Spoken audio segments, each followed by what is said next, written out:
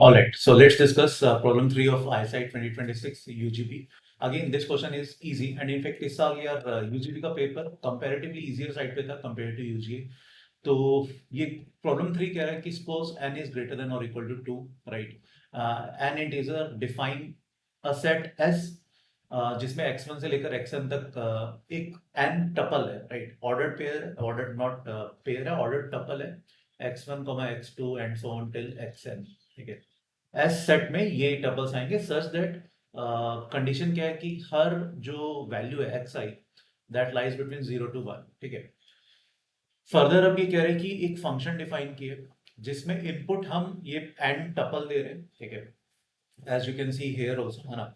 Output एक real value आएगा और आउटपुट क्या बोल रही है, log of x2 square to the base x1, फिर log of x3 square to the base x2 and so on, log of xn raised to power n to the base x n minus 1, है ना, plus एक और term है log of x1 to the base xn. ठीक है, we need to determine the minimum value of this over s. तो जितने भी पॉसिबल s के टपल्स हैं n टपल्स, उनमें सबसे छोटे वैल्यू क्या होगा, that is what we need to understand. ठीक है, तो पहले अगर हम इस f को थोड़ा ध्यान से देखें, पहले तो ये समझने की कोशिश करते हैं 0 से 1 का क्या सिग्निफिकेंस है. अगर मैं कोई भी एक टर्म लेता हूँ, let's say I am taking this term.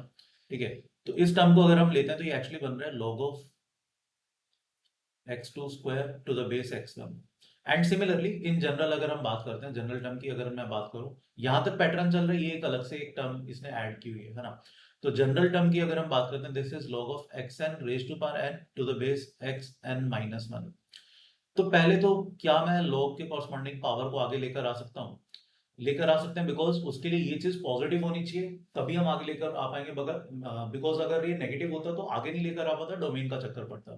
Question में मुझे साफ साफ लिखा हुआ है कि जो हर एक्स आई है वो 0 से 1 के बीच में है, तो डेफिनेटली मैं इसको आगे लेकर आ सकता हूँ and this will become log of x n to the base x n minus 1. ठीक है, कुछ इस तरीके से एक जनरल टर्म बन जाएगी. अब हमें पता है लॉग का ग्राफ दो टाइप से होता था, या तो ऐसा होता था या फिर लॉग का ग्राफ ऐसा होता था. ये वाला ग्राफ तब बनता था जब बेस जो है वो 1 से छोटा हो.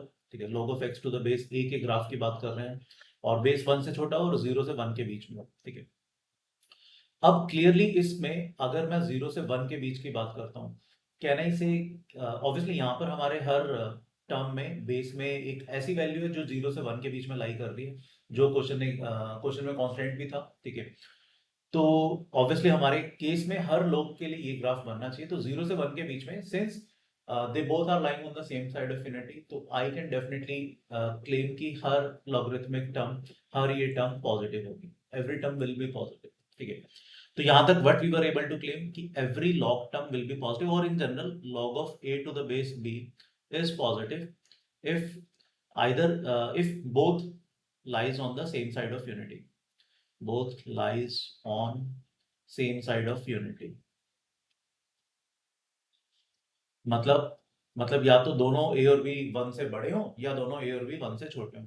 अपने कॉन्टेक्स्ट ऑफ द प्रॉब्लम में हर ए आई आपको हर एक्स आई 0 से 1 के बीच में दिया हो, तो दैट सिंपली मीन्स कि हर टर्म पॉजिटिव है. ठीक है, अब हर टर्म पॉजिटिव है और हमें मिनिमम वैल्यू निकालने के लिए बोला गया, तो देयर आर ह्यूज चांसेस कि ए एम जी एम लग रहा हो, because A M G M में ही मिनिमम मैक्सिमम होता है, और हर टर्म पॉजिटिव होनी चाहिए, तभी हम ए एम ग्रेटर देन और इक्वल टू जी एम लगा सकते हैं. ठीक है, बट वहां पर जनरली वो तब बेनिफिशियल होता है अगर आपकी जो टर्म है उनका प्रोडक्ट कुछ अच्छा बन रहा हो, बेसिकली प्रोडक्ट में वेरिएबल्स कैंसल आउट हो रहे हो, तो मजा ही आता है, तब तो ज्योमेट्रिक मीन सीधा ही कांस्टेंट बन जाएगा. ठीक है, एंड इनफैक्ट यहाँ पर बेस चेंज से शायद आपको आइडिया होगा, log of x2 to the base x1 और मल्टीप्लाई अगर मैं लेट से log of x1 to the base x2 करता हूँ, तो दैट विल बी 1. ये आपको पता होना चाहिए. And similarly log of a to the base b multiplied by log of b to the base c multiplied by, अगर बाद में एंड में आ गया log of c to the base a,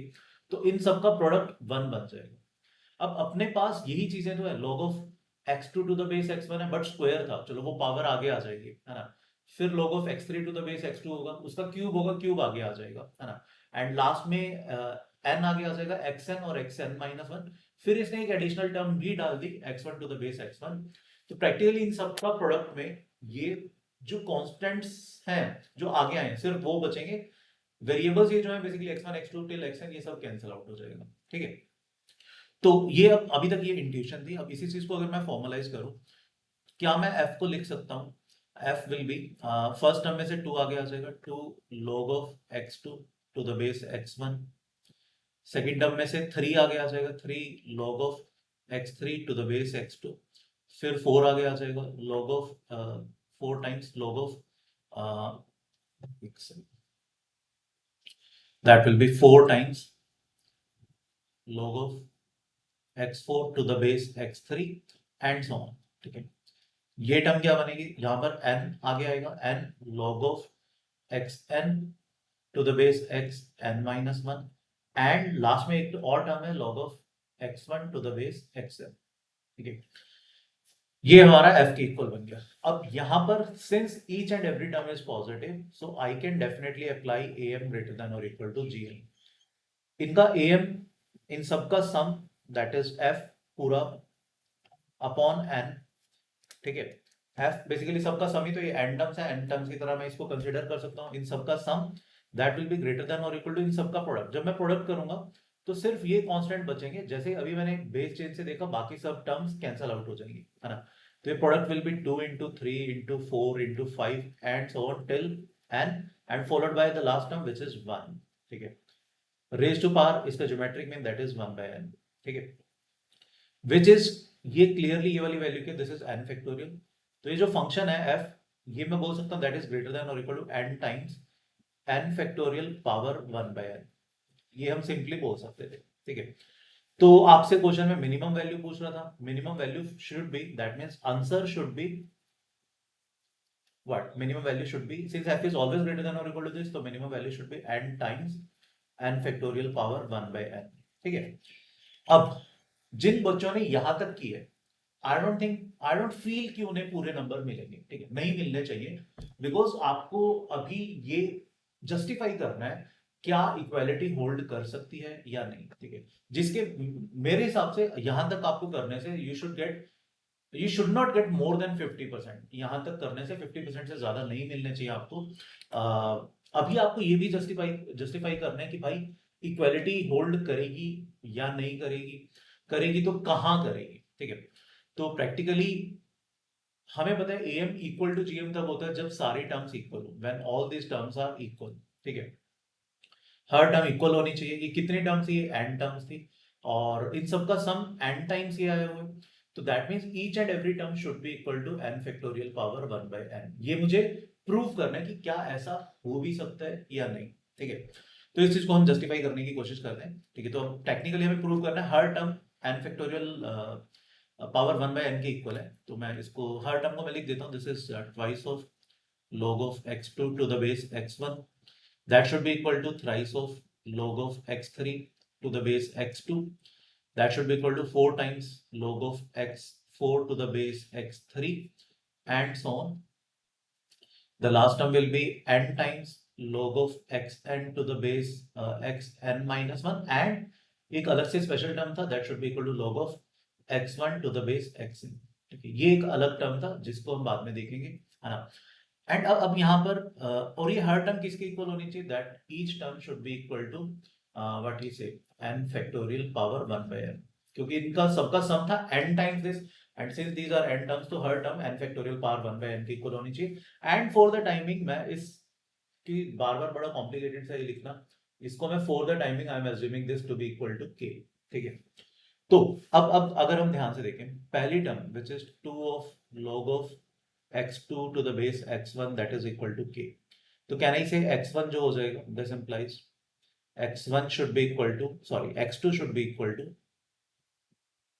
log को अगर मैं एक्सपोनेंट्स में कन्वर्ट करता हूं तो x2 should be equal to x1 raised to power k/2। ठीक है, ये क्लियर होना चाहिए। सेकेंड टर्म क्या बनेगी, log of x3 to the base x2, इसका thrice should be equal to k, तो 3 से डिवाइड कर दो तो that should be equal to k/3। तो इसका मतलब जो x3 है that should be equal to what, x2 power k/3। ठीक है, अब अगर मैं इन दोनों को क्लब करता हूं, मेरे पास क्या क्या है, मेरे पास x2 है, x2 in terms of x1 है, तो x3 in terms of x1 लेकर आ सकता हूं। x2 की जगह ये वाली वैल्यू सब्स्टिट्यूट कर दूंगा, तो x1 power k/2 whole power कितना बन जाएगा, k/3। ठीक है, तो क्या ये x1 power k square by 2 multiplied by 3 बन गया। 2 मल्टीप्लाइड बाय 3 मैं क्यों लिख रहा हूँ, बिकॉज अल्टीमेटली मुझे n फैक्टोरियल की टर्म में चाहिए, तो इसीलिए मैं n फैक्टोरियल की टर्म में इसको लेकर जाना चाहता हूँ। ठीक है, सेम तरीके से अगर मैं नेक्स्ट टर्म के ऊपर जाता हूँ, नेक्स्ट टर्म बनेगा log of x 4 to the base x3, that should be equal to k by 4 आ जाएगी। ठीक है, तो यहां से x4 मैं बोल पाऊंगा दैट इज x3 की पावर k बाय 4। तो x3 in terms of x1 है, तो यहां से फर्दर x4 को मैं इन टर्म्स ऑफ x1 लेकर आ सकता हूँ। x3 की वैल्यू डाल दूं तो x1 raise to power k square upon 2 into 3 की पावर k बाय 4 हो जाएगा। तो दैट विल बिकम x1 की पावर k क्यूब बन जाएगा और 2 times 3 times 4 which is 4 factorial. तो यहां तक शायद आपको पैटर्न दिख रहे हैं, and similarly and so on आप आगे भी पैटर्न देख पाओगे। ठीक है, तो जो लास्ट टर्म बननी चाहिए, तो यहां पर अब जनरल पैटर्न क्या बना, xn that should be equal to x1 raise to power k power n minus 1 upon n factorial. ये मेरा, इसी पैटर्न को मैं कंटिन्यू करूंगा तो ये मेरा xn in terms of x1 आ जाएगा यहां तक। बट मेरा x1 और xn में एक और रिलेशन है जो लास्ट टर्म से आता है। ठीक है, लास्ट टर्म के अकॉर्डिंग आई कैन क्लेम कि x1 की पावर सॉरी xn की power k that should be equal to x1। तो जिन बच्चों ने इक्वालिटी होल्ड करी, ये चेक नहीं किया, वहां पे पॉसिबिलिटी है ना कि ये दोनों कॉन्ट्राडिक्टरी रिजल्ट दे दे, तो हो सकता है इक्वालिटी होल्ड ही ना कर पाए। ठीक है, ये समझ में आ रहा है। तो आपको ये जस्टिफाई करके दिखाना था कि इक्वालिटी होल्ड करनी पड़ेगी, और अगर इक्वालिटी होल्ड कर भी रही है तो वो x1 x2 x3 इन सबकी किन वैल्यूज के कॉरस्पॉन्डिंग कर रही है। ठीक है, तो यहां पर xn power k that should be equal to x1, और मेरे पास एक ये रिलेशन और भी है। तो अगर मैं इसमें xn की पावर k करता हूं, यहां पर let's say raise to power k दिया दोनों साइड, तो लेफ्ट हैंड साइड पर तो xn power k that should be equal to x1। इधर क्या बनेगा, x1 raise to power k power n minus 1 upon n factorial की पावर k, है ना, तो that will be k raise to power n upon n factorial. ठीक है, ये अब मेरे इक्वल होने चाहिए। अब यहाँ पे k क्या था, k हमने देखा था that is n factorial power 1 by n। तो दिस एम्प्लाइज अगर मैं x1 पावर k की वैल्यू रखता हूँ, k की वैल्यू थी n factorial power 1 by n। अब इस पूरे की पावर कितनी है, n, and divide by n factorial था। ये क्लियरली खत्म हुआ, n factorial upon n factorial 1 बना, तो ये क्लियरली x1 के इक्वल आ गया जो कि इसके इक्वल था। तो इसका मतलब यहां तक मैं इक्वालिटी जस्टिफाई करता हूं तो लास्ट वाली इक्वालिटी ऑटोमेटिकली जस्टिफाइड हो रही है, वो ऑटोमेटिकली k के इक्वल बन रही है। तो इसका क्या मतलब, इसका मतलब अगर आपने एक x1 फिक्स कर दिया तो x2 आपको इस रिलेशन से मिल जाएगा, x3 भी मिल जाएगा, x4 भी मिल जाएगा, एंड सो ऑन xn भी मिल जाएंगे, सारे वैल्यूज मिल जाएंगे। तो that means for every that means for every x1 belongs to 0 to 1 there will be exactly one and tuple जो जिसकी वजह से मिनिमम अचीव हो पाएगा। ठीक है, x1 आप 0 से 1 में कुछ भी उठा लो, 0.1 उठा लिया तो कॉरस्पॉन्डिंगली x2 की कुछ वैल्यू आ जाएगी। एंड इनफैक्ट इस फॉर्मूले से ना यू कैन ऑल्सो जस्टिफाई कि हर वैल्यू 0 से 1 के बीच में ही रहेगी। ठीक है, ये भी आप जस्टिफाई कर सकते हो। ठीक है, तो इसका मतलब बेसिकली क्या हुआ, बेसिकली ये हुआ कि भाई आप हर x1 की कॉरस्पॉन्डिंग, हर बेसिकली x1 की वैल्यू के लिए you will be able to find x2, you will be able to find x3 and so on, you will be able to find xn.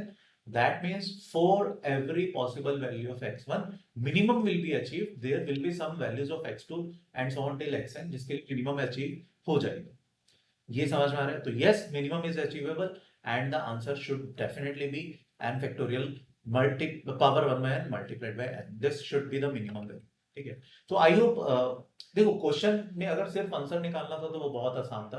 I don't think कि उसमें 2 minute से भी ज्यादा time लगना चाहिए था, बिकॉज बहुत सारी चीजें क्वेश्चन में डायरेक्ट थी, बहुत सारी इंडिकेशन थी कि भाई चीजों को पॉजिटिव बनाया गया है। ठीक है, प्रोडक्ट चाहिए, इनडायरेक्टली क्वेश्चन चीख चीख के बोल रहा था कि भैया am ग्रेटर देन और इक्वल टू gm लगना है, और वो करते ही 1 मिनट में आंसर आ जाता।